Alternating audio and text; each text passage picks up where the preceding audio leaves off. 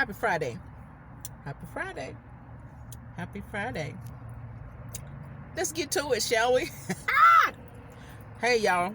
First of all, before I even get started on this topic, I want to thank all of my subscribers for this week.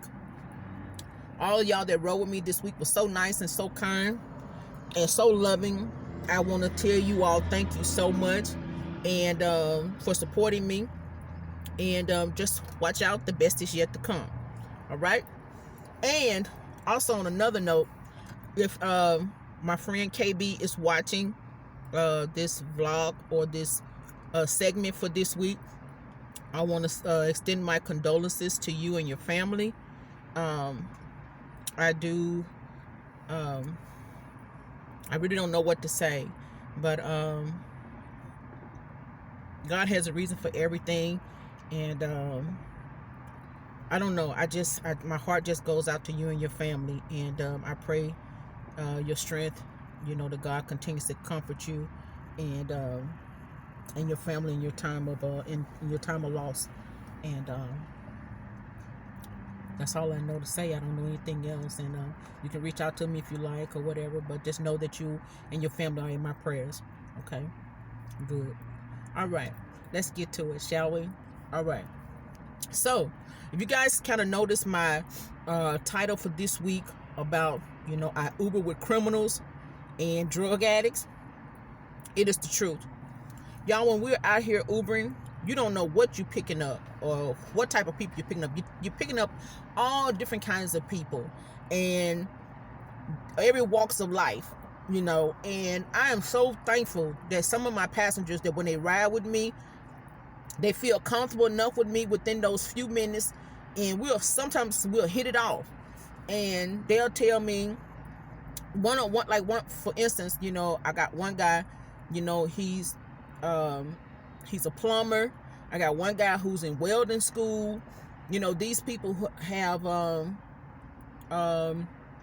they have a drug addiction, okay, and some has led to some of them being in prison and doing some time. Nobody's exempt from life.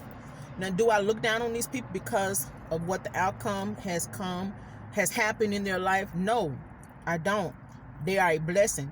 And for them to get in the car and tell me anything about themselves, I don't take it lightly. I take it as a compliment, because it has to be something about me or about my personality or something for them to feel comfortable enough to tell me their life story within 10, 15 minutes or less. And my job is to make sure I pray for these people, because all of us have habits. Some is just more open with theirs than others. And we should never look down on people, for their mistakes or for their habits. Some habits are hard to get rid of. I don't know if we'll ever get rid of any bad habits. Some people may have habits with smoking, with gambling, with doing drugs, or womanizing, or some people just got, sorry y'all, some people just got any type of anything that you indulge in and do too much of becomes a habit. That's just the only thing I know how to say, is that anything that you overindulge in, or some people may be alcoholics. But at the same time, I have taken some people to rehabs. I have taken them to AA meetings, and these people are really struggling. I won't say these people, but they are really struggling. It's hard. And so, Ubering, like I said, is not just picking up somebody and taking them where they want to go and making money and never talking to these people in the car.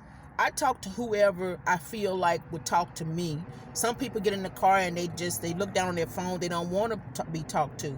You have to be able to feel your passenger out when they get in, if they have a positive spirit or a negative spirit, or if the good Lord tell you to tell them something, and if the good Lord tell you to tell them something, you'll tell them. Just like one incident, I had one lady, she got in the car one day, and this was last summer, and she was telling me that her and her husband had adopted, they already have 2 or 3 children of their own, but they decided to adopt a couple of other children who come from an abusive home and abusive drug environment.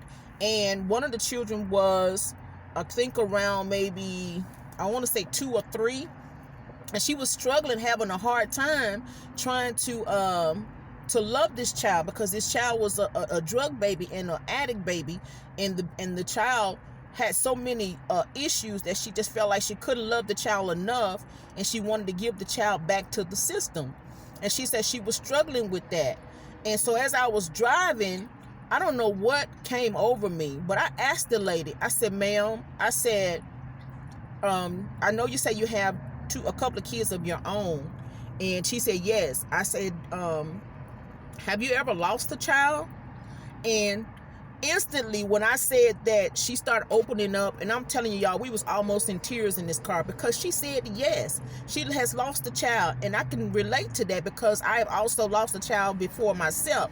And anytime you lose a child, you always try to find something in that place to fill that void. And so that's what she was trying to do with that baby. She was feeling guilty that she would have to give the baby back, because she felt like she didn't have the know-how or the tools to be able to love that child, and she was feeling guilty.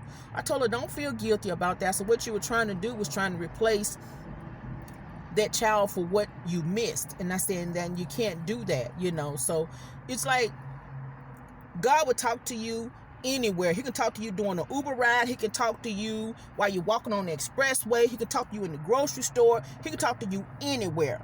Now, I know I play a lot and see a lot of stuff on my YouTube channel, but at the end of the day, nothing that I say I'm making up, and everything I say is coming from the heart, and that is true. So I mean, we can't explain it. We just cannot explain it. I can go get some gas, and if God tell me to tell somebody something, or go over there and do this or do that, I'm gonna do it. And believe it or not, every time that I do it, it's like that person is already waiting and accepting whatever it is that I have to tell them, or what God has for me to give to them. And don't get it twisted. Some people in this car, sometimes they could be talking to me, and I be like, I want to turn around so bad while I'm driving and ask them, where did you get that from? Or I'm really struggling through that. But I don't say anything, because I know God put them in that position for a reason, and he had them to tell me that for a reason. So I say all that to say this here. God can use whomever he wants. He can use a baby. He can use anybody in a wheelchair. He can use a crippled one. He can use anybody he wants to get your attention. So Ubering is not just a job to me. It's a ministry. And not only that, it helps me, and it rehabilitates me, and reminds me every day, why I'm still alive and why I'm out here. And it's not just to make money. It's just not. You're gonna be in the midst of some people who really need your help, and you really got to pray on that, because you deal with so many different personalities and attitudes so much, But anyway, with that being said, I probably talked too much. I talked like almost 10 minutes, and I can really go about this thing today. But for those who are struggling with any type of habit, don't look down on yourself. Don't feel bad about yourself. Get the help that you need. Pray about it and let God lead you, and always hang around positive people, not negative people who don't want to see you come up. They want to keep you down on a certain level, because that's where they're comfortable at. Okay? All right. With that being said, I love y'all. If you like this video, please like, comment, subscribe, give a thumbs up. Okay? And watch this channel grow. Watch what God can do. All right? God bless. Peace. See y'all next week.